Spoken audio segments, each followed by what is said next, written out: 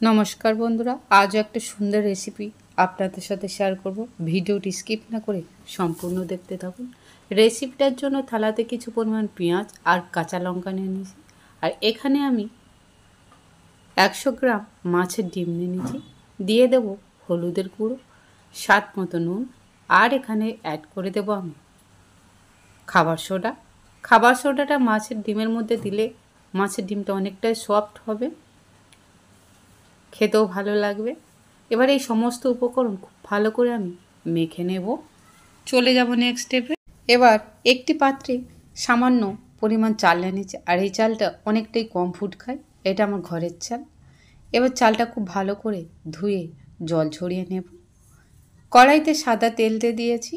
এবার এখানে আমি অ্যাড করে দেব যে ডিমটা আমি মেখেছিলাম, সেগুলো ছোট ছোট বড়া বা ফুরুলির আকারে এগুলো ভেজে নেব। এগুলো খুব সুন্দর করে ভাজা হয়ে গিয়েছে, এগুলো আমি তুলে নেব।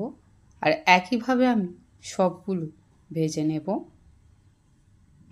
এবার এই তেলের মধ্যে আমি দিয়ে দেব পরিমাণ মতো পেঁয়াজ। আর এখানে আমি 250 গ্রাম পেঁয়াজ অ্যাড করে দিয়েছি। পেঁয়াজটা প্রথমে খুব ভালো করে আমি ভেজে নেব। পেঁয়াজটা ভাজা হয়ে গিয়েছে।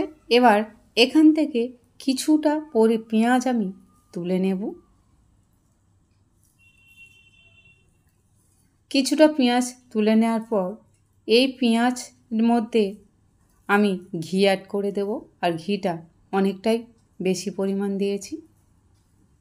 এবার এখানে আমি সামান্য দুটো তেজপাতা আর গোটা গরম মশলা অ্যাড করে দেব।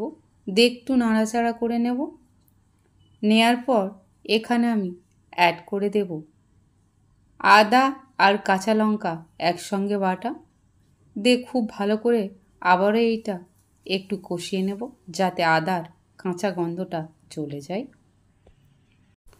আদার কাঁচা গন্ধটা চলে গেলে এখানে আমি ধুয়ে রাখা চালটা অ্যাড করে দেব। দিয়ে মশলার সাথে খুব ভালো করে মিশিয়ে নেব, একটু নাড়াচাড়া করে নেব। এবার এখানে জল অ্যাড করে দেব।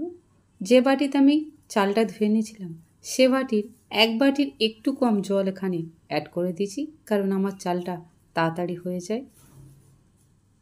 এবার এখানে দিয়ে দেব স্বাদ মতো নুন, আর দিয়ে দেব 2টি কাঁচা লঙ্কা। এবার এইটা আমি কিছুক্ষণ হতে দেব। কিছুক্ষণ পরে একটু নেড়ে দেব। দেওয়ার পর আরও কিছুক্ষণ আমি এটা হতে দেব। এটা একদম হয়ে গিয়েছে, আর তলাতেও লেগে যায়নি, আর ভাতগুলো কিন্তু একটু ঘেঁটে যায়নি। এবার যে ডিমটা আমি ভেজে রেখেছিলাম, সেটা এখানে প্রথমে অ্যাড করে দেব। এবার এখানে আমি ডিমও একটা অ্যাড করে দিয়েছি। দেখতেও সুন্দর লাগবে, খেতেও ভালো লাগবে। আর যে পেঁয়াজটা আমি তুলে রেখেছিলাম, সেটাও অল্প করে ছড়িয়ে দিয়ে তার মধ্যে ধনেপাতাও ছড়িয়ে দিয়েছি। এবার এখানে জাবরান আমি জলে গুলে একটু ছড়িয়ে দেব। আপনারা চাইলে এটা দুধে গুলেও ছড়িয়ে দিতে পারেন। এটা হয়ে গিয়েছে, আর ঠিক কতটা সুন্দর লাগছে দেখুন বন্ধুরা। এটা এবার আমি থালাতে নামিয়ে দেখাবো ঠিক কতটা ঝরঝরে হয়েছে দেখুন বন্ধুরা। আমার মাছের ডিমের পোলাও রেসিপি রেডি। রেসিপিটি ভালো লাগলে লাইক, কমেন্ট, শেয়ার, সাবস্ক্রাইব অবশ্যই করবেন। রেসিপিটি কেমন লাগলো তা অবশ্যই কমেন্ট করে আমাকে জানাবেন বন্ধুরা। ভালো লাগলে লাইক, কমেন্ট, শেয়ার অবশ্যই করবেন। ভালো থাকবেন। ধন্যবাদ।